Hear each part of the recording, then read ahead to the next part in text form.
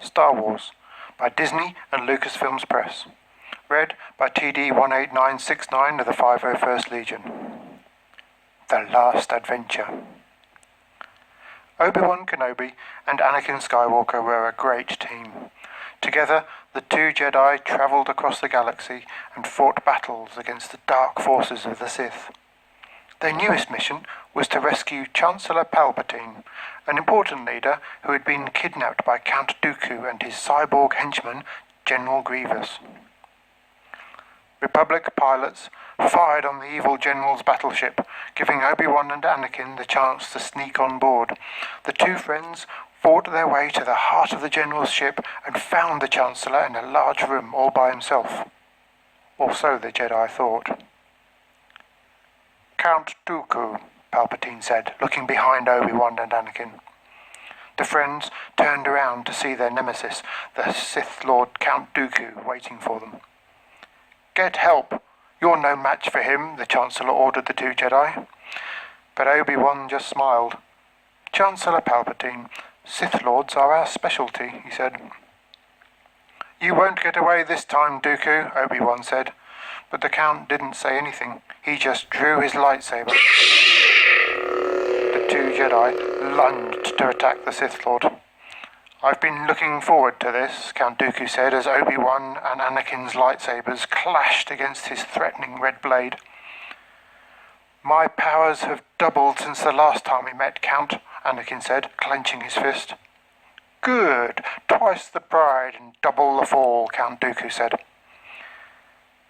Anakin tried to surprise the Count from behind, but Dooku was expecting a trick. Count Dooku kicked Anakin and knocked him to the ground, and Anakin watched in shock as Dooku used the Force to choke Obi-Wan and throw the Jedi Master to the ground as well. Obi-Wan didn't move. Anakin cried out in anger. He ran at the Count and fought as he had never fought before. Dooku was no match for Anakin's fury. Using the Count's own lightsaber, the young Jedi defeated the evil Sith Lord. Anakin rushed over to Obi-Wan, who was still unconscious on the floor. Leave him, the freed Chancellor said, or we'll never make it. But Anakin would never leave his friend behind. He picked up Obi-Wan and carried him across his back. As the ship rocked from an explosion, Anakin led the Chancellor to the elevators. It was time to finish the mission and escape General Grievous's ship before it was destroyed. Obi-Wan was awake, and the two Jedi were almost at the hangar bay, where their faithful droid R2-D2 was waiting to take them home. But General Grievous was one step ahead of the Jedi this time. He activated a ray shield around Anakin, Obi-Wan, and the Chancellor. They were all trapped. Wait a minute. How did this happen? We're smarter than this, Obi-Wan said, thinking back to all the adventures he and Anakin had been on together. Well, maybe they'd been trapped a few times. Apparently not, Anakin said. The two friends, Chancellor Palpatine and the droid R2-D2, were led before the evil General Grievous on his command deck. That wasn't much of a rescue, the cyborg general said. He took the Jedi's weapons from them. Your lightsabers will make a fine addition to my collection. But Obi-Wan only smiled. Not this time. And this time you won't escape, he said. R2! Anakin cried.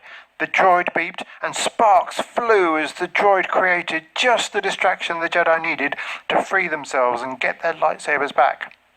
Crush them, General Grievous cried, as his army of droids tried to stop the Jedi. But Anakin and Obi-Wan were a perfect team.